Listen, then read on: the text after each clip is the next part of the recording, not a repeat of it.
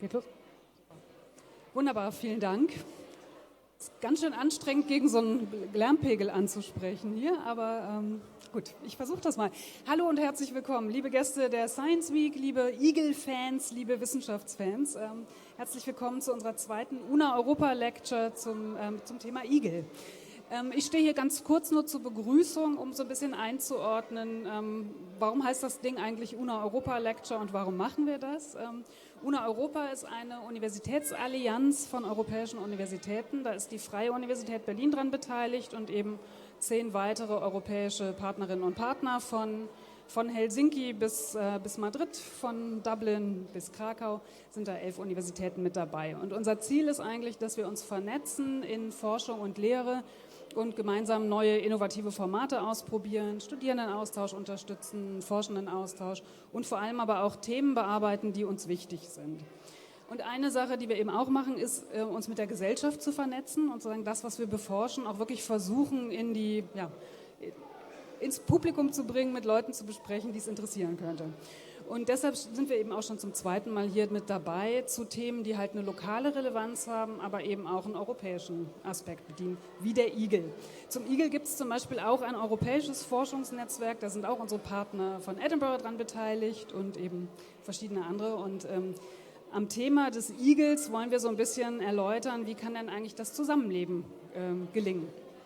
Und Zusammenleben im urbanen Raum eben zwischen Tier und Mensch. Das ist uns als Freie Universität in diesem Jahr auch besonders wichtig, weil wir haben dieses Jahr auch das Jahr der Biodiversität an der Freien Universität, wo wir uns speziell mit solchen Themen auch beschäftigen. Und deshalb wollen wir das gerne hier heute auch nochmal vorstellen. Ich habe hier gar nicht so viel zu sagen, weil die Expertinnen und Experten sitzen hinter mir. Und deshalb wünsche ich jetzt ganz viel Spaß mit dem Igel. Es ist ja auch das Tier des Jahres dieses Jahr. Und ich gebe mal weiter an unsere Moderatorin. Vielen Dank. Ja, vielen herzlichen Dank. Ich hoffe, Sie können mich alle hören, weil ich kann fast nichts hören, was die Lautsprecher übertragen. Ich hoffe, ich höre euch irgendwie trotzdem. Herzlich willkommen zu dieser Podiumsdiskussion. Ich freue mich sehr, hier 3 sehr unterschiedliche, aber doch mit ähnlichen Themen sich beschäftigende Gäste heute Ihnen vorzustellen. Mein Name ist Sophie Lokatis, ich arbeite bei der Deutschen Wildtierstiftung und bin dort im Team des Tier des Jahres 2024, also im Team des Igels. Und ich wollte kurz eine Sache erzählen zur Einführung. Wir haben ein Projekt entwickelt im Rahmen dieser Tier des Jahres-Kampagne, das heißt Bahnfrei für den Igel, wo es darum geht, Löcher in Gartenzäune zu machen und diese für Igel passierbar zu machen. Und die Freie Universität weiß das, glaube ich, gar nicht. Aber der Prototyp für diesen Igeltunnel, der hier auch abgebildet ist auf dem Campus der Freien Universität. Ihr beide hattet damit auch etwas zu tun, das erfahren wir vielleicht noch. Aber genau, jetzt stelle ich euch erstmal vor. Also einmal sitzt hier in der Mitte Professor Tanja Straker. Sie ist Biologin. Ihr Schwerpunkt waren lange Fledermäuse. Sie ist Fledermausforscherin und ist dann in die Stadtökologie, hat sich reinentwickelt und in Melbourne promoviert und dann eine Faszination für nicht nur biologische Themen, sondern auch sozialwissenschaftliche Fragestellungen gefunden, was gerade für das Thema Stadtökologie total wichtig ist. Sie ist seit 2023 an der Freien Universität und hat dort die Gastprofessur für Stadtökologie. Ich freue mich sehr, dass du hier bist. Danke. Dann zu meiner Linken Simon Mösch. Er ist Doktorand an gleich mindestens 3 Institutionen in Berlin, am Institut für Zoo- und Wildtierforschung, an der Humboldt-Universität in Berlin und an der Freien Universität Berlin. Und der Grund ist, dass sein Thema eben auch sehr interdisziplinär ist. Er ist Geograf und beschäftigt sich eben als Sozialwissenschaftler wiederum mit Wildtierforschung und ist eigentlich auch schon fertig, muss nur noch verteidigen. Also genau, im Moment ist er in Freiburg. In welcher Forschungsgruppe bist du da? Wildtierökologie. Auch Wildtierökologie, okay. Ja, und unser dritter Gast, Dr. Leon Bartel, ist Biologe, vielleicht so der echteste Biologe bei uns heute auf der Bühne. Er hat am Institut für Zoo- und Wildtierforschung in Berlin promoviert und dort 3 Jahre lang Igel verfolgt. und versucht alles über Igel hier in Berlin rauszufinden. Und im Anschluss hat es ihn nach Köln zurück verschlagen, wo er auch studiert hat und arbeitet dort jetzt ganz interessant im Klimaschutz bei Prima Klima und bringt dort aber wiederum den Aspekt Biodiversität mit rein. Genau, auch eine sehr spannende Verbindung. Und genau, ich habe schon gesagt, die Deutsche Wildtierstiftung kürt immer das Tier des Jahres. Das Tier des Jahres wird gewählt von den Spenderinnen. Und was viele nicht wissen, ist, dass es gibt immer einen Lebensraum, der repräsentiert wird von dem Tier des Jahres. Zum Beispiel letztes Jahr war es der Lebensraum Garten, 2025 wird es der Alpenraum sein und 2024 ist es der Lebensraum Stadt. Und das wissen viele gar nicht, dass der Igel Repräsentant ist für den Lebensraum Stadt dieses Jahr. Und deswegen wollte ich als allererstes Leon Bartel fragen, warum ist der Igel eigentlich ein Stadtwildtier? Eigentlich hat man den ja vielleicht intuitiv gar nicht so als Stadtwildtier, würde man gar nicht sofort denken. Ja, genau. Ich glaube, früher in der Schule oder so hat man oft den Begriff Kulturfolger gehört und Igel sind einfach prädestiniert dafür, dass sie so kleinräumige Strukturen brauchen. Das heißt, eine Hecke an einem Feld, einen Wald und all solche Sachen. Und da mittlerweile das auf dem Land immer großflächiger wird und immer weitläufiger, haben die Städte eben so das Eheste noch, diese ganz vielen kleinen Lebensräume aneinander, die dann eben gut zum Nestbau sind, gut zum Nahrung finden, aber auch eben genug Erkundungsspielraum geben. Und deswegen ist der Igel eigentlich mittlerweile so ein Repräsentant für die Stadtnatur. Gleichzeitig ist es wirklich so, dass, wenn man in die Forschung guckt, auf dem Land die Igelzahlen sehr, sehr drastisch zurückgegangen sind und die Populationen, die man gut untersuchen kann, sie sind meist noch stadtnah, dorfnah oder eben nah am Menschen dran. Und als bestes Beispiel könnte ich dazu sagen, dass ich in meinem ersten Jahr eben versucht habe, auch in Brandenburg Igel zu finden, die ersten 3 Monate meiner Zeit, und da fast eher gescheitert bin und wirklich in diesen 3 Monaten so 2, 3 Igel gefunden habe, während man in manchen Parks hier in Berlin in einer Nacht 11, 12 Igel finden konnte. Und das ist so ein ganz markanter Unterschied dann eben. Ich würde die Frage gleich weitergeben an Tanja Straker und dann ein bisschen allgemeiner stellen. Was ist eigentlich ein Stadtwildtier, vielleicht im Vergleich zum Landwildtier? Gar nicht jetzt unbedingt nur der Igel, sondern insgesamt. Was macht ein Stadtwildtier aus? Ja, spannende Frage, Sophie. Genau, was ist die Definition eines Stadtwildtieres? Also es gibt manche Tiere, wir reden immer davon, dass manche Tiere flexibler sind, zum Beispiel mit der Nahrungswahl, mit der Wahl ihrer Quartiere wie andere Tiere. Und diese Tiere können einfach im Lebensraum Stadt sich zurechtfinden. Die können einfach zum Beispiel Quartiere an Gebäuden annehmen, die können verschiedene Insekten jagen, die können verschiedene Nahrung einfach finden, was vielleicht die spezialisierteren Tiere nicht so können. Und ich würde so allgemein sagen, ein Stadtwildtier ist einfach sehr flexibel in der Wahl der Nahrung, sehr flexibel in der Wahl der Quartiere und kann deshalb auch im Lebensraum Stadt gut zurechtkommen. Und auch mit dem Stress, der vielleicht in der Stadt vorkommt auch. Aber dazu reden wir vielleicht nachher noch ein bisschen mehr. Kann denn jede Tierart potenziell Stadtwildtier werden oder gibt es da ein paar Auserwählte? Ich glaube, es gibt tatsächlich ein paar Auserwählte, also gerade diese bestimmten Traits, nennen wir das oft auch in der Ökologie, bestimmte Eigenschaften haben, die wirklich auch, also Beispiel Fledermäuse, das sind Fledermausarten, die breite Flügel haben, die hochfliegen können, die Häuser überwinden können. Dabei zum Beispiel Fledermausarten oder Tiere, die Wälder brauchen, die brauchen natürlich dichte Wälder. Aber ich muss dazu sagen, es kommt natürlich auch immer auf die Stadt drauf an, weil haben wir zum Beispiel Städte, wo viel Wald ist, wo viel Grünland ist, kann natürlich auch so ein Tier in der Stadt vorkommen. Das heißt, das ist alles immer ein bisschen differenziert zu betrachten auch. Und Berlin ist sehr grün und blau, würde ich mal sagen. Also sehr grün, hat viel Gewässer, also eine Hochburg für viele Stadtwildtiere. Stadtwildtiere sind auch für Geografen interessant, was ich sehr spannend finde. Warum? Also warum erforschst du Menschen, was sie von Wildtieren denken in der Stadt? Und warum ausgerechnet in der Stadt? Ja, auch wieder eine gute Frage. Schöne Überleitung, Sophie. Als Geograf versuchen wir, die ganzen Systeme zu verstehen, die Ökologie, das Klima, die menschliche Sichtweise und das alles zu vereinen. Und deswegen würde ich sagen, als Geograf, man lernt alles so ein bisschen im Studium. Alles so halb und alles nicht so richtig, aber deswegen haben wir einen guten Überblick. Und deswegen hat es für mich Sinn gemacht, dass ich das verbinde. Und es ist wichtig, herauszufinden, was Menschen über Wildtiere wissen, was Menschen über Wildtiere denken, weil man dann auch das Management anpassen kann und so ein Tier auch hervorheben kann, wie den Igel zum Beispiel als Stadtwildtier, als Tier des Jahres, um das zum Beispiel mit dem, was Leon macht, Biodiversität und Klimaschutz, um das zu verbinden und das zu vereinen. Jetzt hört man mich auch lauter. Und was war deine nächste Frage noch? Was hattest du gefragt? Warum ausgerechnet in der Stadt? Du könntest ja Wildtiere auch im Wald erforschen, wie sie da wahrgenommen werden. Aber hat das eine besondere, also sind Wildtiere irgendwie in der Stadt wichtiger für Menschen oder ist das, du hast ja vielleicht noch mal ein bisschen als Hintergrund. Also Simon hat sich die 4 größten Städte Deutschlands rausgesucht und dort eigentlich alle Experten zu den Themen sich rausgesucht und interviewt. Wie viele Interviews hast du geführt? 37. 37 aus Naturschutz, aus Verwaltung. Und zwar, ja genau, erzähl doch mal, in welchen Städten und warum ausgerechnet diese Großstädte? Also die Großstädte Berlin, Köln, München und Hamburg haben sehr, sehr viele Menschen in Deutschland.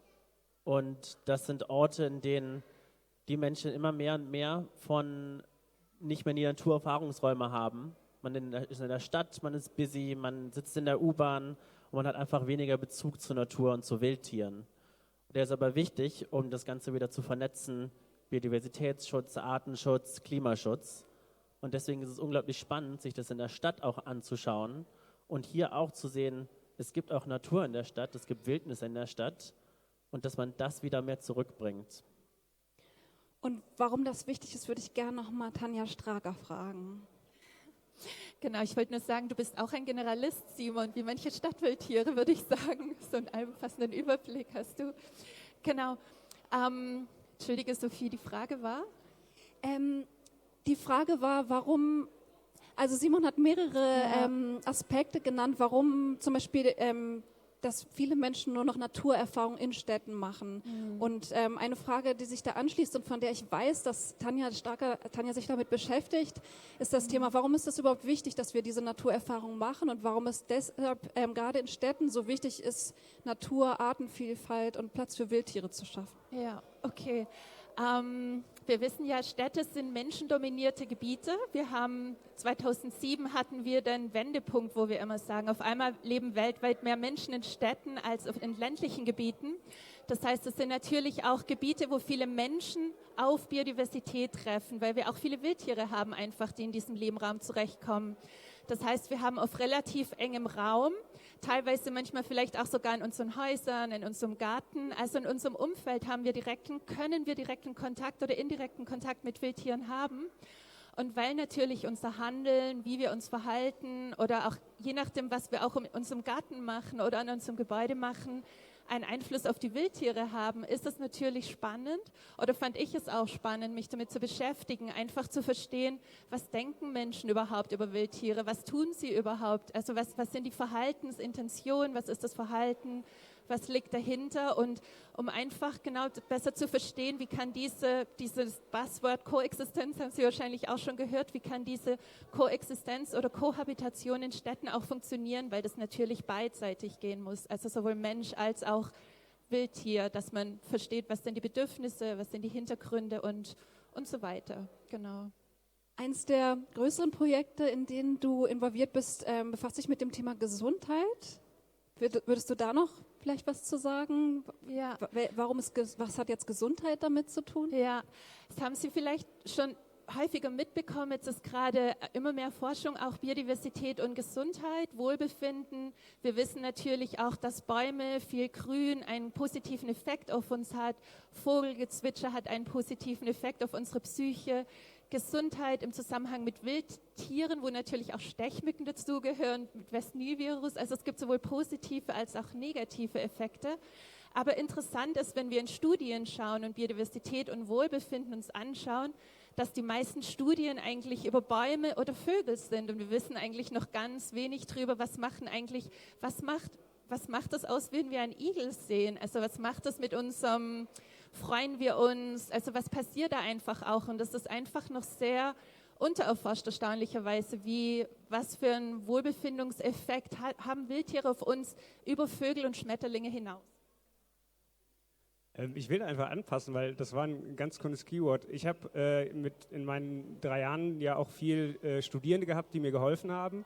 Und immer, wenn der erste Igel gefunden wurde, haben wir über das Igellächeln gesprochen.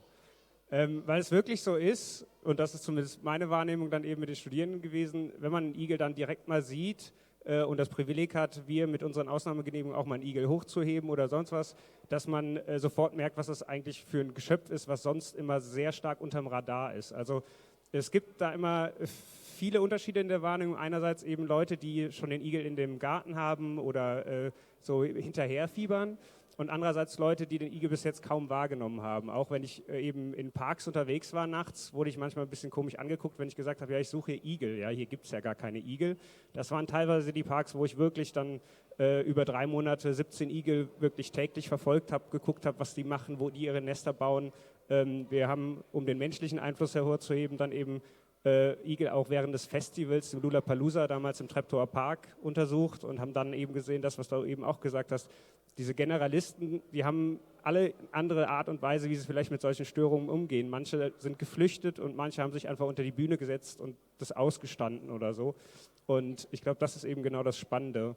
Und da kommt dann eben auch die Wahrnehmung und auch, wie kann diese Koexistenz funktionieren, mit rein.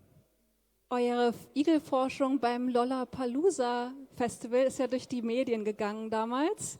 Ich glaube, in jeder Berliner Zeitung gab es Artikel, die Igel haben es überlebt, Berlin kann wieder aufatmen. Du hast bei der Vorbereitung was ganz Interessantes erzählt, weil es gab ja diese Pressemitteilung von euch, die Igel. Wie viele Igel hattet ihr gezählt? 60, 70? Insgesamt im Park haben wir, glaube ich, so hochgerechnet 30 plus minus 15. Das ist ja in der Wissenschaft immer so schwierig, eine genaue Zahl zu machen. Man muss sich das so vorstellen, wir sind mehrere Nächte hintereinander in den Park gegangen, haben alle Igel markiert. Und wenn man den Igel wiederfindet, kann man eben ausrechnen, ich treffe den Igel so und so oft. Und wenn ich das eben mehrmals mache, kann ich irgendwie wissen, wie viele Igel vielleicht insgesamt unterwegs sind. Wirklich verfolgt haben wir wirklich so 17 bis 20 Igel. Und wie habt ihr die verfolgt? Wir haben kleine GPS-Geräte, die quasi auch in Handys meistens drin sind und da sind ja meistens auch noch so andere Geräte. Das Handy weiß ja, wie rum ich das Handy halte. Das haben wir quasi zusammen an den Igel mit einem kleinen Akku gemacht und konnten so eben dann die Punkte verfolgen, wo der Igel langgelaufen ist. Das haben wir dann versucht zu analysieren und konnten so, ohne dass wir den Igel jetzt die ganze Zeit verfolgen mussten, wissen, wo der Igel sich in dieser Nacht bewegt hat. Und dadurch, dass da eben auch dieser Bewegungssensor drin ist, konnten wir auch wissen, wann der Igel das Nest verlassen hat und auch wann der Igel wieder ins Nest reingegangen ist, weil er natürlich sich mehr bewegt oder weniger bewegt. Und so haben wir dann eben den Einfluss auf deren Verhalten untersuchen können. Und das Lollapalooza, muss man sagen, auch wenn es, ich glaube, viel Kritik gab, egal ob es jetzt Verständnis von den Anwohnern oder sonst was gab, hatte ja viele Vorgaben auch schon von der Senatsverwaltung. Die haben die Gebüsche geschützt, die haben quasi nachts aufgehört und nicht wie ein Festival bis früh in die Morgenstunden. Und dann konnten wir eben sehen, dass die Igel ihre Aktivität, wenn sie Nahrung gesucht haben, einfach nach dem Festival, also nach der Musik angefangen haben und dann eher bis frühmorgens in die Morgenstunden und konnten so eigentlich mit dieser kurzzeitigen Störung, kurzzeitig, das Festival waren nur 2 Tage, aber davor waren 1,5 Wochen Aufbauzeit und eine halbe Woche Abbauzeit. Das heißt, insgesamt war es schon eine lange Zeit, die das Festival da quasi das Leben im Park beeinflusst hat. Aber ein paar Igel haben es auch unter die Bühne geschafft. Ja, genau. Wir hatten sogar ein Weibchen, was Jungtiere quasi 10 Meter von einer der Hauptbühnen gekriegt haben. Ich glaube, das war ein bisschen gezwungenermaßen. Die hat so während der Abbauarbeiten dann das Nest quasi ist umgezogen, ein paar 100 Meter weg von der Bühne. Aber auch die Jungtiere haben es wunderbar geschafft und sind quasi in ihr ersten Lebensjahr gestartet. Viel schwieriger, und das finde ich eben spannend, wenn du sagst, ja, das Festival haben sie überlebt alle. Viel schwieriger war es, dass der folgende Winter, und wir wollten eigentlich so langzeitmäßig gucken, alle Igel, die wir während des Festivals haben, die irgendwie langfristige Probleme. Aber dann kam die Parkpflege dazu. Und das ist so ein Konfliktpunkt, den man in der Stadtökologie immer mal wieder sehen kann. Grünflächenämter versuchen die Parks eben so zu halten, dass wir alle zufrieden sind. aber oft eben orientiert eher am Vogelschutz. Das heißt, im Sommer wird keine oder wenige Arbeiten gemacht und dann ab Oktober werden viele Arbeiten gemacht. Das ist natürlich für den Igel genau ein Problem, weil das ist so seine Winterschlafzeit. Der hat sich quasi was angefressen, geht dann in den Winterschlaf und wenn dann die Gebüsche aufgeräumt werden, viel Schnitt gemacht wird, dann sind das eben Störungen, die da zu Problemen führen können und vielleicht auch zum Tod oder zum Problem für den Igel, den Winter zu überstehen. Einige von Ihnen haben es vielleicht diese Woche in der Zeitung gelesen. Der Igel wurde Anfang der Woche von der IUCN erstmals europaweit auf die Vorwarnliste der bedrohten Arten gesetzt. Dem ging ein längerer Prozess vorweg. Man muss es ja begründen, wenn man so eine Art auf die rote Liste setzt. Mich würde sehr interessieren, wie das beim Igel war. Was hat da zu der Entscheidung geführt? Ist das berechtigt? In Deutschland gibt es in einigen Bundesländern regional rote Listen, wo der Igel auch teilweise sogar als bedroht eingestuft ist. Genau, könntest du dazu noch was sagen, Leon? Die IUCN ist ja ein sehr hohes Gremium und die stufen nur alle paar Jahre und gleichzeitig eben auch nur, wenn genug Daten vorhanden sind. Und das größte Problem beim Igel war wirklich zu wissen, wie viele Igel gibt es eigentlich und wo gibt es überhaupt noch Igel und vielleicht wie gesund sind die auch. Und jetzt letztendlich für diese Einstufung, die eben zwei Kolleginnen aus England gemacht haben, Abby Gazzard ist quasi in England relativ lange schon aktiv und Sophie Lund Rasmussen hat in Dänemark Todfundmonitoring von Igeln gemacht. Die haben eben versucht, all die Daten zusammenzutragen und letztendlich die Studien, die es gibt, und in Deutschland sind das sehr wenige, da gibt es ein Todfundmonitoring, das heißt, da ist ein Professor aus München seine alltägliche Straße immer gefahren, hat dann gezählt, wie viele tote Igel er über mehrere Jahrzehnte gefunden hat. Oder aber auch Franz Müller, der hat das in Hessen gemacht, in einem ähnlichen Projekt mit quasi auf 28 Kilometern fast täglich abgefahren und Igel gezählt. Und da zeigen die Daten eben, dass Anfang der 90er so im Schnitt noch 90 Igel pro Jahr gefunden wurde. Und Franz Müller hat seinen letzten Igel 2015 gefunden, 2016 keinen mehr und 2017 und 2018 auch keine mehr. Das war eben ländlicher Raum. Und das sind so die Daten, die jetzt reingenommen wurden in diese Evaluierung, um zu gucken, ja okay, wir haben wenige Daten, aber all diese Daten zeigen eben extrem, wie die Tierarten zurückgehen. Und das ist ja nicht nur beim Igel so, das haben wir, wenn wir jetzt auf Stadtwildtiere gucken, bei Schwalben, bei Spatzen oder sonst wie. Aber es sind dann eben die entscheidenden Punkte, die dafür sorgen, dass so eine Einstufung neu gemacht wird. Und ich hoffe auch, dass es dadurch eben noch mal mehr Aufmerksamkeit gibt, dass vielleicht mehr Länder, die den Igel in ihrem Verbreitungsgebiet haben, vielleicht auch ein Monitoring versuchen aufzubauen. Bis jetzt, muss man sagen, gibt es nur eine nationale Strategie zum Igelschutz, sage ich mal, in England und auch ein Monitoring, was da ansetzt quasi. Das finde ich wirklich irre, dass sogar so eigentlich total bekannte, häufige Tiere so schlecht untersucht sind. Du hast schon angedeutet, dass das natürlich auch andere Wildtiere betrifft, diese Datenlücken.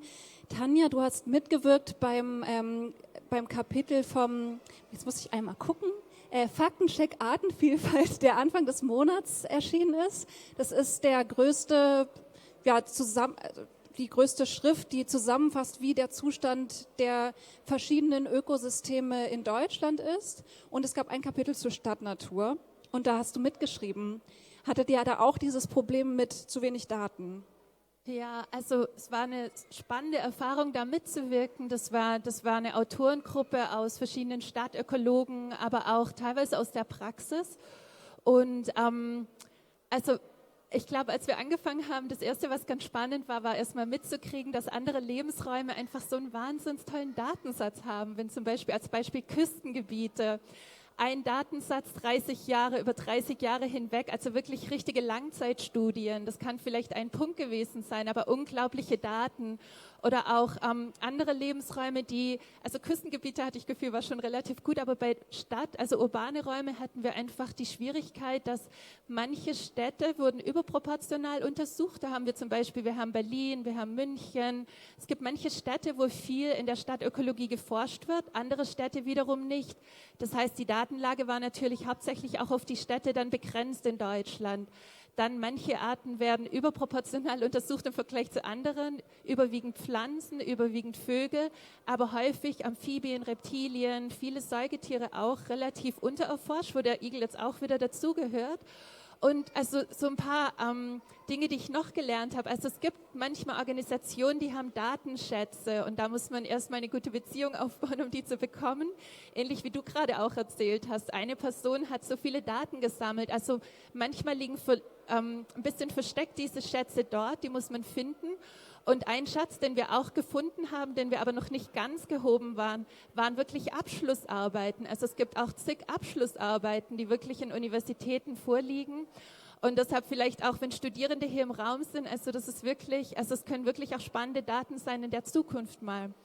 Und genau, andere Schwierigkeiten waren das standardisierte Monitoring, was du angesprochen hast, dass zum Beispiel eine Stadt hat eine ganz andere Methode angewendet wie die andere auch dann. Und das war eigentlich so die Hauptempfehlung am Schluss, dass man wirklich ein standardisiertes Monitoring braucht, um Arten zu erfassen über Deutschland hinweg. Nicht nur die Großstädte, sondern man sollte auch unterschiedliche Städte mit berücksichtigen. Auch kleinere Siedlungen sollte man betrachten und dass wir wirklich auch dieses Langzeitmonitoring brauchen, weil ansonsten ist es sehr schwierig, einfach Populationstrends festzustellen. Es sei denn, man hat wirklich so einen Datensatz wie bei dir, aber trotzdem, genau. Also es ist einfach schwierig, Populationstrends festzustellen und das ist uns auch aufgefallen, genau. Also dieses Problem mit den Langzeitdaten, das war, glaube ich, viel im Gespräch beim Thema Insektensterben. Und da sagen, also viele, mit denen man darüber spricht, sagen, wir wissen das aber eigentlich auch ohne Daten. Wir können uns ja daran erinnern, wie es vor 30, 40 Jahren mal war. Beim Igel hören wir das auch manchmal, dass Leute sagen, früher haben wir hier öfter mal Igel gesehen und jetzt sind sie alle verschwunden. Und ich möchte auf ein Phänomen anspielen, womit du dich auch beschäftigst, das Shifting Baseline Problem. Würdest du das kurz erklären, was dahinter steht? Ja, es ist ein spannendes Phänomen. Vielleicht haben Sie schon gehört, das Shifting Baseline. Also Shifting bedeutet ja, etwas verschiebt sich. Baseline, die Baseline verschiebt sich. Und zwar die Natur, die wir aus unserer Kindheit kennen, die verändert sich natürlich von Generation zu Generation. Das heißt, unsere Großeltern hatten eine andere Umwelt um sich herum, eine andere Natur um sich herum, andere Artenvielfalt, also vielleicht eine höhere Artenvielfalt auch. Unsere Eltern, unsere Kinder werden eine andere Erfahrung mit Natur um sich haben. Und das nennt sich sozusagen dann das Shifting Baseline, dass die Natur, die wir kennen oder die Umwelt, die wir kennenlernen, auch in unserer Kindheit, wie wir aufwachsen, verschiebt sich von Generation zu Generation. Und das ist deshalb halt ein spannendes Phänomen, weil man dann immer wieder überlegt, was macht es eigentlich mit uns, wenn wir auf einmal weniger Artenkenntnis haben oder eine andere Natur erleben auch. Und die Gefahr ist so ein bisschen, oder wo auch viele Experten diskutieren, haben wir dann weniger Interesse, uns für den Schutz einzusetzen, weil wir diese Arten nicht mehr kennen? Sind wir weniger motiviert, das auch zu machen? Was macht wirklich dieser Artenkenntnisverlust auch mit uns? Und spannend auch in diesem Zusammenhang ist, dass das nicht nur bei Schülern oder jetzt vielleicht auch jüngeren Leuten ist, sondern auch auf das Lehrer auch manchmal auch diesen Mangel noch an Artenkenntnis haben und diesen vermitteln. Also das ist so ein bisschen...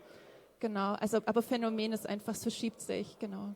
Bei dem Thema muss ich natürlich unbedingt nochmal an unseren Sozialwissenschaftler weitergeben. Genau, Shifting Baseline haben wir jetzt schon gelernt, was das ist. Mir ist noch was anderes hängen geblieben, das sogenannte Pigeon Paradox. Was ist das denn? Also das Pigeon Paradox, aber das kann nicht nur ich was zu sagen, sondern Tanja auch, weil das auch immer in ihren Vorträgen vorkommt. Und zwar, mehr Menschen leben in Städten. Wir brauchen aber Naturerfahrungen, um uns mit der Natur zu verbinden, um dafür vielleicht Geld zu spenden, selber unseren Garten biodiverser zu gestalten, Initiativen beizuwohnen, wo es um Biodiversität geht oder um Wildtiere. Aber die Tiere, die wir meistens in der Stadt treffen, sind halt Tauben. Und die finden die meisten Menschen nicht ganz so toll. Und Tauben werden sehr stark mit Krankheiten verbunden, ähnlich wie Ratten. Ratten sind welche der meistgesehenen Säugetiere in Städten. Und deswegen ist es halt wichtig, dass man auch mal schaut, was für andere Wildtiere gibt es denn. Wildtiere, die vielleicht nicht ganz so sichtbar sind wie der Igel, der nachtaktiv ist, größtenteils. und deswegen nicht so im Gedächtnis der Menschen ist. Und so eine Ratte und so eine Taube sieht man öfter und denkt so, das dreckige Tier da, das mag ich nicht. Deswegen ist es ganz wichtig, dass man auch den Igel wie jetzt als Tier des Jahres hervorhebt, dass man das Tier sichtbarer macht, für die Mähroboter zum Beispiel, dass man die nachts nicht mehr fahren lässt, einfach weil das Tier oft nicht gesehen wird. Das hast du ja auch genau untersucht. Welche Tiere werden überhaupt gesehen? Welche Tiere sind...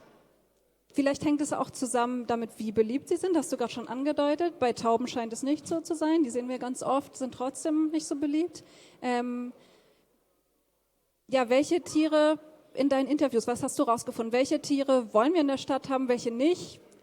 Ob das jetzt gut ist, dass das so ist, können wir später nochmal drüber sprechen. Aber erstmal hattest du da ja sehr spannende Ergebnisse.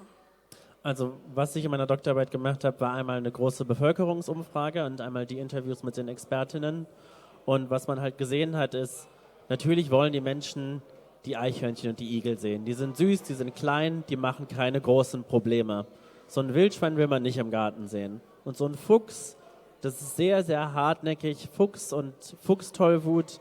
Und das gibt es in Deutschland schon seit den 2000ern nicht mehr. Aber es bleibt an diesem Fuchs kleben und man denkt sofort, es ist auch so die alte Schule noch ein bisschen. Wenn man denkt, ach, der Fuchs kommt so nah in der Stadt vor, der muss ja irgendwie Tollwut haben, aber es ist nicht so. Und bei den Expertinnen, die haben den Igel komplett fast vergessen. Für die war es so Konflikttiere, das Wildschwein und der Fuchs, der den Menschen immer mit Angst verknüpfen, den Marder, der in die Autos geht. Sie waren sehr fokussiert auf die negativen Aspekte von Wildtieren. Und das liegt auch wieder an dieser kleinen Anzahl an Menschen, die sich sehr, sehr gerne beschweren und die sehr laut sind, die sehr negativ sind. Und die positiven, jemand, der das Igellächeln zum ersten Mal sieht, der ruft jetzt nicht bei einer Stadtverwaltung an und sagt, wie schön es war, einen Igel zu sehen. Aber jemand, der zum 3. Mal einen Marderschaden hat, der beschwert sich dann und will, dass alle Marder entnommen werden, was auch gar nicht möglich ist. Genau, ich bin abgedriftet, aber... Nee, wunderbar.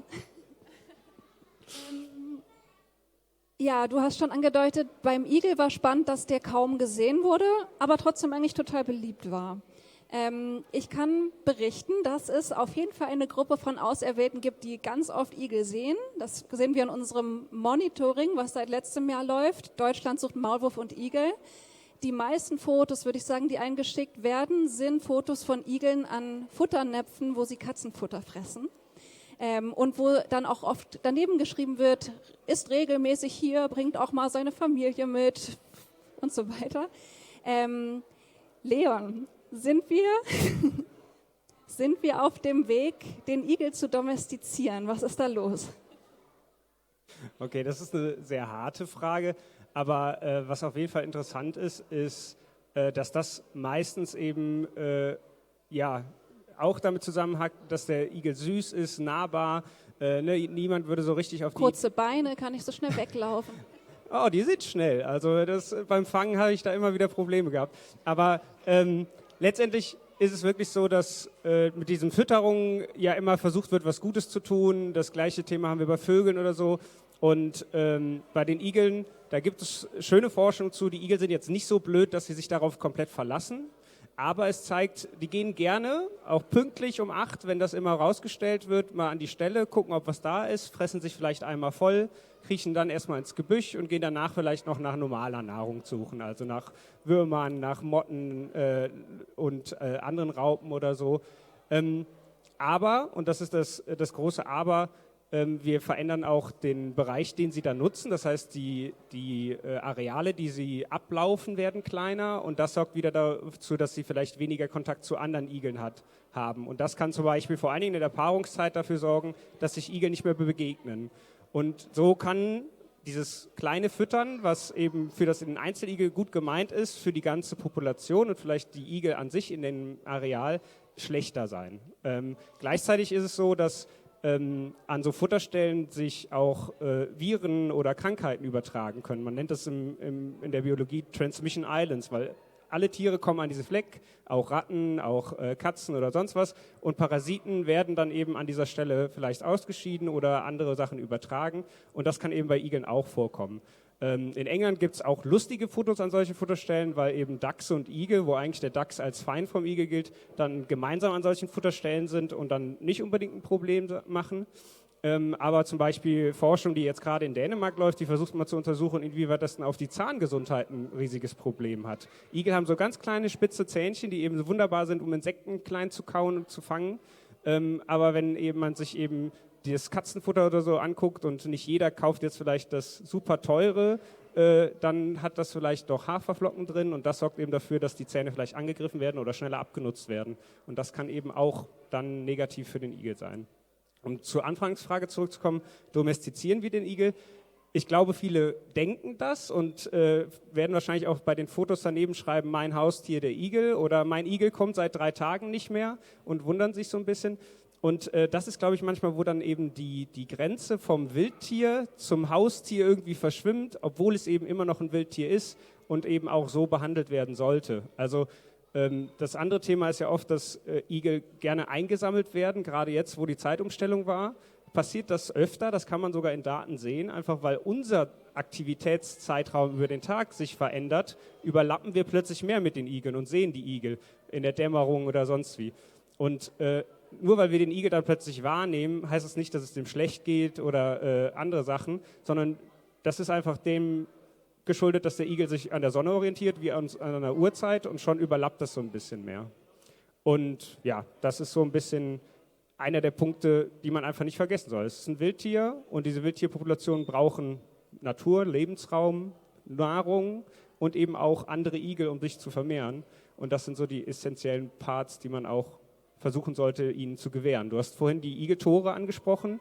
Wenn Igel es eben schaffen, durch mehrere Gärten an einem Abend schneller durchzukommen, können sie andere Igel treffen, sie können an bessere Nahrungsstellen kommen und haben eben nicht das Problem, dass sie vielleicht aus dem Garten auf die Straße müssen, auf der Straße dann vielleicht von Autos plattgefahren werden und anderen gefahren sind und können so eben die Naturräume, die wir in der Stadt noch haben, besser nutzen und wenn die verbunden sind, eben dann auch als komplettes nutzen.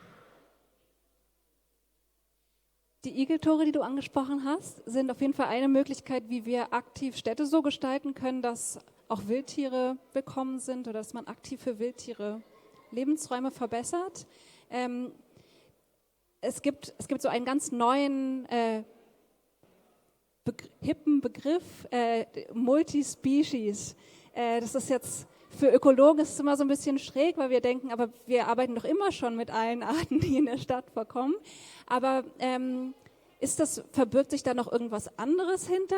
Es geht ja darum, dass Menschen und Tiere Platz haben in Städten. Tanja, würdest du dazu was sagen? Ja, ich versuche es, also wie du sagst, in der Ökologie war es ja eigentlich oft so, dass wir andere Arten auch studiert haben. Aber Multispecies ist gerade wirklich ein Begriff. Ich glaube, ich kann mich täuschen, aber kommt es aus Anthropologie, Sozialwissenschaften, Humangeografie in der Richtung. Also ich will mich hier nicht festlegen, aber es ist ein großer Begriff, der wirklich gerade sehr stark kursiert. Und Multispecies bedeutet einfach, dass nicht nur der Mensch im Fokus steht, sondern alle anderen Lebewesen, Tiere, Pflanzen, Mikroorganismen, Pilze und die komplexe Wechselwirkung dazwischen. Und einfach, dass dieses Bewusstsein so stark, habe ich das Gefühl, in den letzten Jahren stark gestiegen ist, einfach, dass wir stark interagieren auch. Also dieser Klassiker, wir sind ein Teil der Natur, habe ich das Gefühl, das kommt in letzter Zeit immer stärker auch hervor. Das sehen wir auch in der Stadtökologie.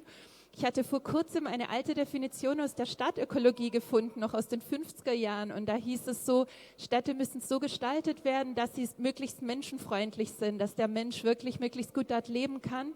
Und da dachte ich nur so, Wahnsinn, das hat sich wirklich verändert in den letzten Jahren. Es ist wirklich viel Multispecies. Wie können wir Städte gestalten für Biodiversität?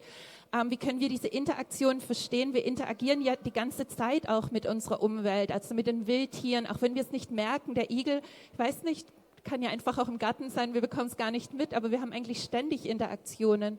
Und das ist so ein bisschen dieser Multispecies-Gedanken, einfach dieses Bewusstsein, wir sind nicht alleine hier und da passiert einfach viel Interaktion. Und dann natürlich auch viele ethische Diskussionen, die da mittlerweile auch hervorkommen, dann auch, wo du vielleicht nachher... Ja, das ist natürlich total spannend, weil einerseits der Igel ist ein Wildtier, andererseits wird da oft die Grenze durchbrochen, habe ich das Gefühl. Und ist das vielleicht was in Städten dadurch, dass, also ja, würdest du sagen, wir haben auch eine moralische Verantwortung unseren nichtmenschlichen Stadtmitbewohnern gegenüber? Wenn wir jetzt, also zum Beispiel dieses Jahr gab es so viele Fälle von Lungenwürmern wie noch nie in der Campus, also die Freie Universität hat ja diese große Wildtierklinik und es wurden noch nie so viele Igel eingeliefert wie dieses Jahr mit Lungenwürmern. Ist das unsere Verantwortung? Sollten wir da evolutionsbiologisch sagen, naja, Selektion muss ja eigentlich auch noch stattfinden? Ich glaube, ich weiß gleich, was Leon dazu sagt, aber ich würde sagen, es ist auf jeden Fall unsere Verantwortung auch. Also, aber ich möchte dazu hinzufügen, dass es wirklich informiertes Handeln ist. Also, dass es nicht Handeln ist, einfach irgendwas zu machen, was ich jetzt denke, was das Beste ist, dass es informiertes Handeln ist. Aber an sich denke ich, es ist auf jeden Fall unsere Verantwortung. Und wahrscheinlich soll ich es jetzt an Leon weitergeben.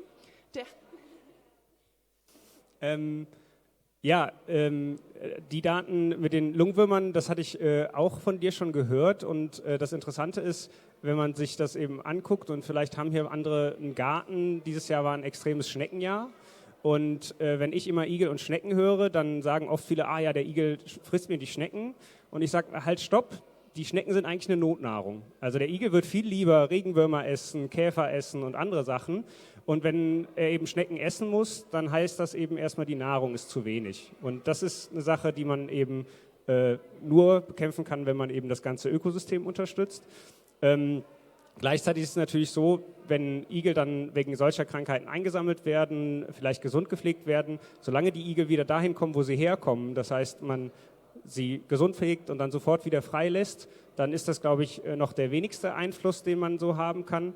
Leider ist es so in der Praxis oft bei so Igelstationen oder sowas, dass Igel dann extra freigelassen werden, wo man denkt, dass es gut für die Igel ist oder wo man, die Igel werden sehr lange gepflegt und ich kenne auch von einer Kollegin, die in Hamburg ein paar Studien gemacht hat, da wurden Igel, die sie beforscht hatten, in Igelstationen aufgenommen und sind dann über die lange Zeit, über 2-3 Monate, die sie da waren, wo sie eigentlich gesund gepflegt werden wollen, da verstorben. Nicht am Anfang, das heißt, man kann nicht sagen, der Igel kam ganz krank in die Station und ist dann gestorben, sondern wirklich über die lange Zeit, die gepflegt wurden. Und das sind so die Probleme, die solche Sachen mit sich bringen. Wir haben eben das bei dem Füttern gehabt und du hast eben gesagt, wir sollten informierte Sachen machen und die informierten Sachen sind eben vielleicht mal in dem Garten mehr Natur zulassen, Totholz einbringen, die Igeltore, damit es vernetzt ist, heimische Naturpflanzen, weil jede heimische Pflanze zieht auch wieder heimische Insekten an. Und so kann man nicht nur den Igel, der ist da nur ein Beispiel von den Sachen, die dann profitieren, sondern auch Vögel und sonst was wirklich pushen und wirklich denen helfen. Und ja, das andere, da habe ich, glaube ich, jetzt den Faden verloren, worauf es genau hinaus lief. Unsere Verantwortung, ja. Da nehme ich immer gerne das Beispiel mit Rasenmähern oder anderen Sachen, wo der Mensch eben direkt dafür gesorgt hat, dass ein Igel in eine Notsituation kommt. Vielleicht auch aus Versehen ein Winternest gefunden, weil ich mein Laub doch erst im November weggemacht habe oder sowas. Das sind Situationen, da sollte man entweder dann beobachten, baut der Igel sich jetzt ein neues Nest, vielleicht braucht er Unterstützung, dann kann man auch mal zufüttern, Wasser hinstellen, weil es kann vor allen Dingen im Winter ein Problem sein, irgendwie jetzt an Nahrung zu finden. Aber das ist dann wirklich situationsabhängig und eben nicht generell. Und klar, wir sind in der Verantwortung, weil die Hauptgründe, warum es zu wenig Nahrung gibt, warum es zu wenig Lebensräume gibt und warum es auch vielleicht generell so ist, das ist der Mensch. Der Mensch ist die größte Bedrohung für die Igel, direkt oder indirekt. Ne, der größte indirekte Faktor ist der Klimawandel und der sorgt eben alleine dafür, der Igel schläft ja im Winter, macht Winterschlaf. Und warum ist jetzt ein milder Winter, der da durch den Klimawandel immer wahrscheinlicher wird, ein Problem?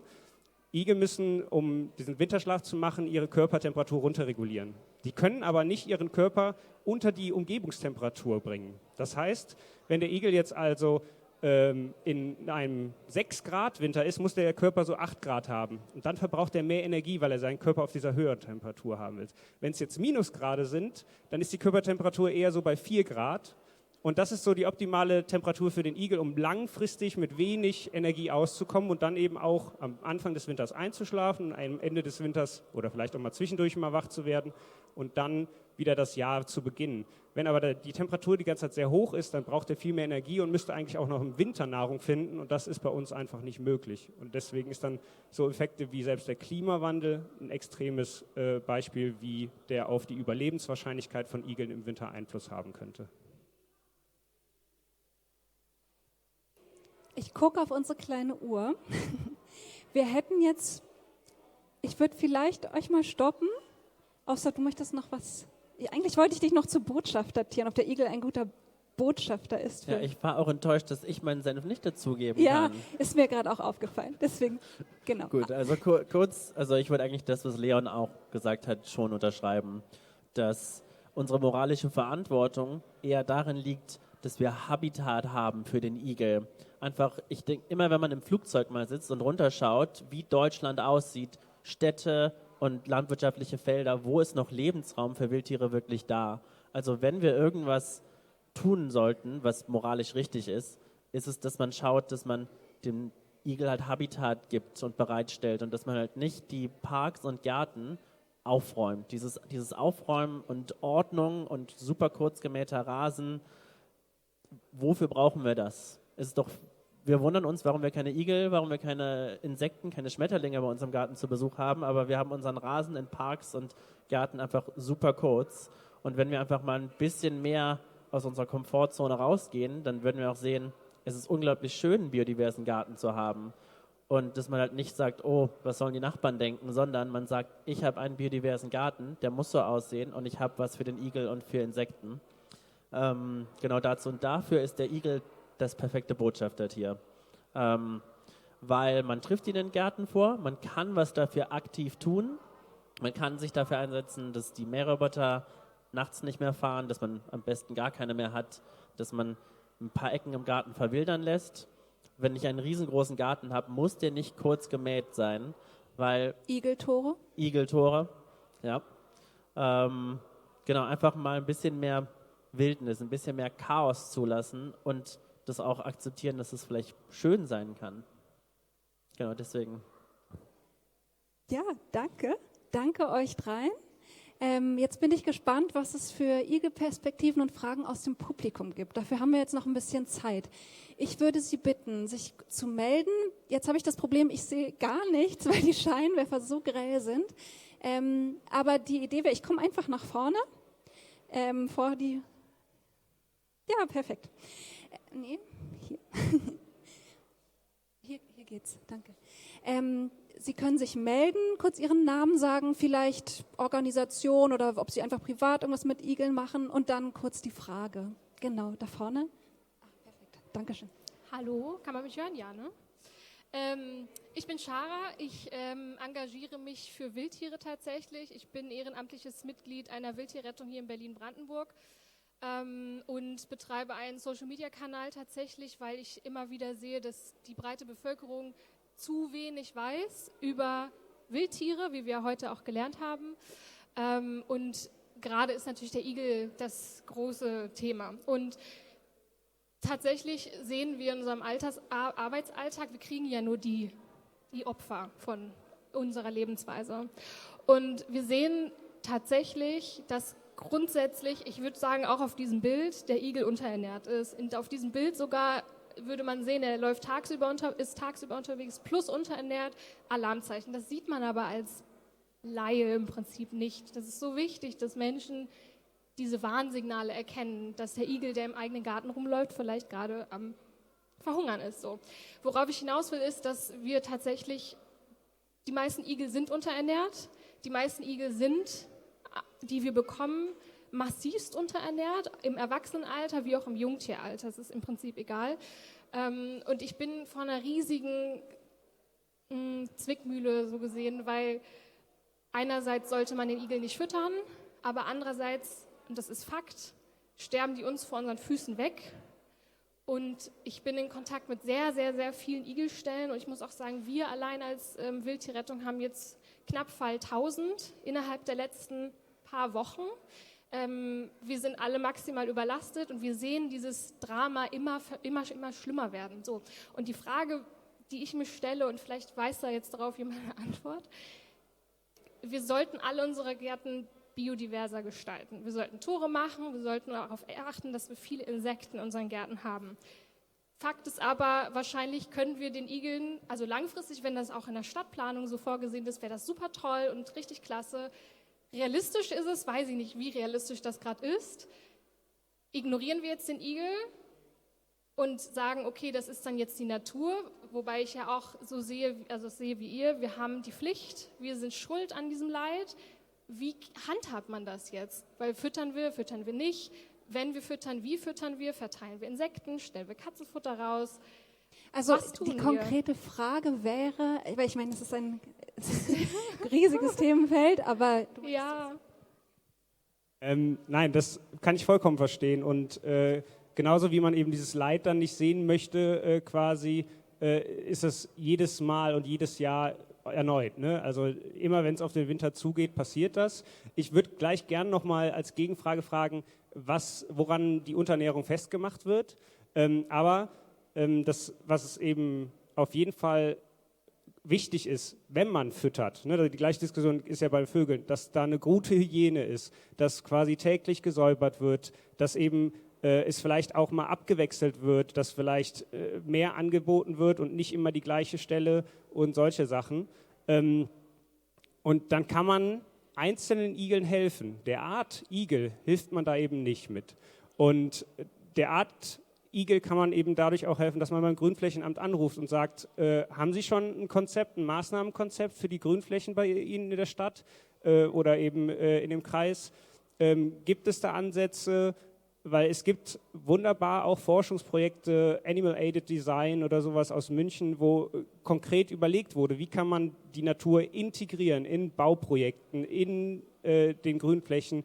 Und am Ende kann es auch dazu sein, dass man Projekte unterstützt, die zum Beispiel wieder Hecken anlegen, auch in der Kulturlandschaft und damit vielleicht zumindest die Lebensräume auch außerhalb von Städten wieder verbessern. Und das sind so allgemein Sachen, womit man eben die heimische Natur im Allgemeinen unterstützen kann. Die Art Igel ist ein riesiges Problem. Der hat viele Faktoren, die es eben reduzieren.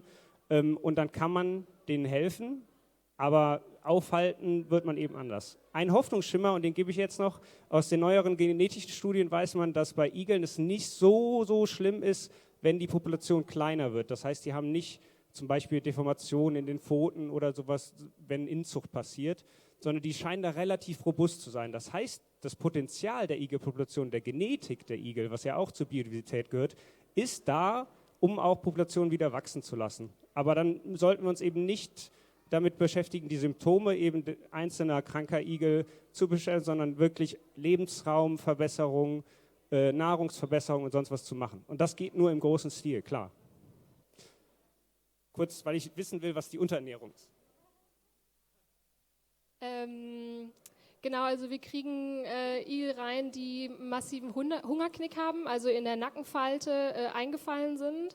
Und viele zeigen halt, also sind grundsätzlich eingefallen. So, man kann im überspitzten Maße sich das vorstellen, so ein Igel wäre schön, wenn er so schön rund wäre, wie so ein kleiner Ballon und in der Gegend rumwatschelt. Und wenn er das nicht ist, sondern eher so ein kleiner zusammengefallener Haufen, wo die Stacheln flach liegen und so, dann ist das eigentlich schon immer so ein Wahnsinniger. Und davon haben wir zu viele, einfach zu viele. Ich fand die Begründung sehr gut, einfach nur um das zu sagen, weil oft wird es immer an Gewicht festgemacht. Und Gewicht ist ein sehr, sehr schlechter Indikator bei Igeln, weil die können quasi in ihrem Jahresverlauf von 300 Gramm auf 1100 Gramm hochgehen und wieder runter.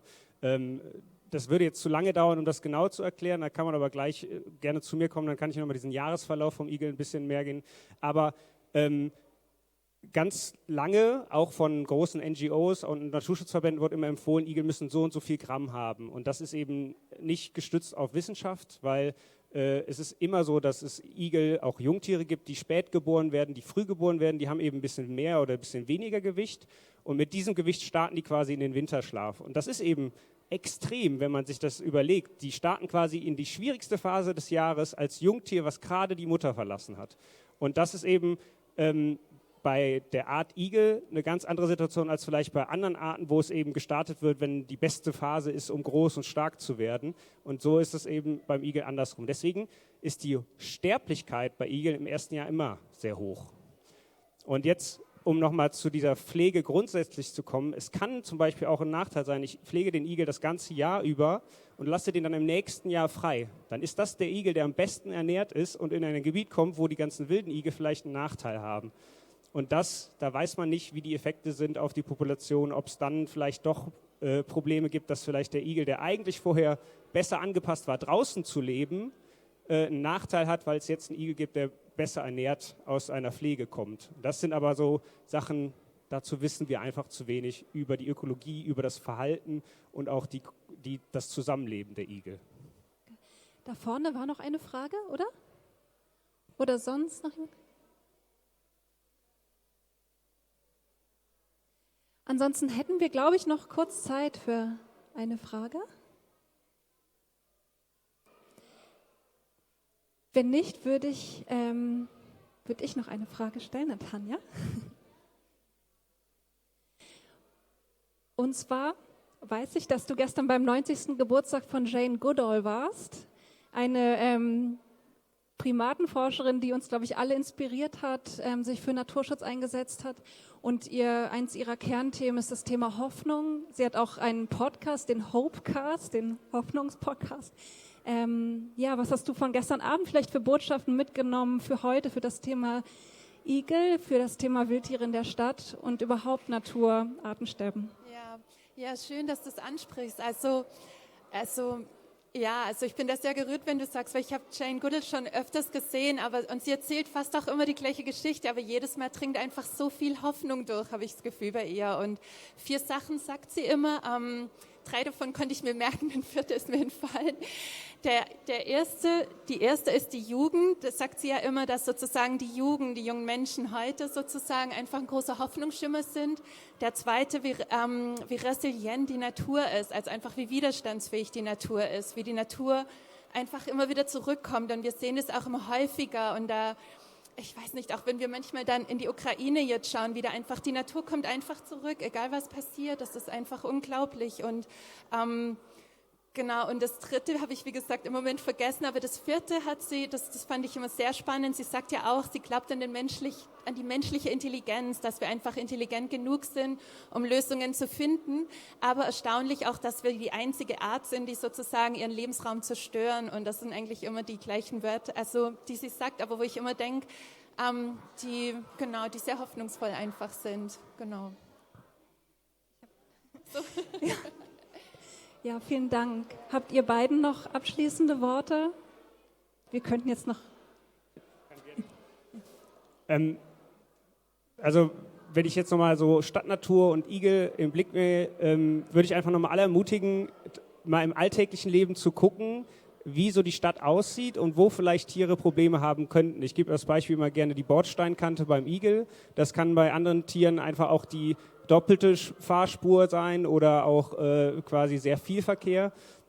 Und da zu überlegen oder sich auch mal anzugucken, was es eigentlich für Verbesserungssachen gibt und zu gucken, ob man sich lokal dann dafür irgendwie engagieren kann oder zumindest informieren. Weil ganz oft ist es so, Grünflächenämter, wenn die Input kriegen von außen, dann werden die auch wieder aktiver, was das angeht. Und so kann man vielleicht dann doch was Positives bewirken und nochmal hervorheben, dass eben Stadt, Natur, egal ob es Bäume sind oder sonst was, sichtlich viel für uns tun in heißen Sommern sowie in kalten Wintern und das nochmal so hervorheben.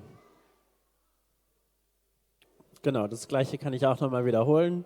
Also einfach mit offenen Augen durch die Stadt laufen, öfter mal in Parks gehen, sich einfach mal hinsetzen und berieseln lassen, den Bäumen im Wind zuhören, Augen aufhalten, was für Vögel um einen herum sind. Ich habe bei meinen Studien gemerkt, je mehr ich irgendwie einen ganzen Tag lang im Grünen saß, dass es unglaublich schön ist, wie wild doch irgendwie und wie schön Natur sein kann und wie vielen Tieren man mal begegnet, die man einfach nicht sieht, wenn man nur von einer U-Bahn zur nächsten rennt. Und das ist einfach das Igellächeln dann auch bringen kann, wenn man Glück hat und einen Igel sieht. Sehr schön. In unseren Schülerworkshops von der Wildtierstiftung gebe ich oft die Aufgabe, stellt euch vor, ihr seid ein Igel und seid auf einmal so klein und geht dann mit diesem Gedanken durch die Stadt. Und diese Aufgabe, würde ich sagen, geben wir Ihnen heute auch mit, die Stadt mal aus den Augen des Igels zu sehen, zu überlegen, was Sie selber tun können, sich Igelschutzstationen zu unterstützen oder Naturschutz zu unterstützen und ansonsten einfach sich über die Stadtnatur freuen, von der wir ja sehr viel haben in Berlin. Ich möchte mich sehr herzlich bedanken bei euch dreien. Einen großen Applaus für euch. Vielleicht könnt ihr das.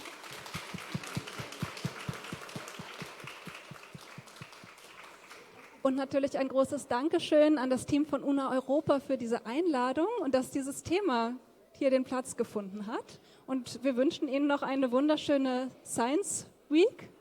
Und genau, möchtet ihr noch was sagen? Okay, dann schließen wir hiermit die Veranstaltung, sind aber noch kurz hier.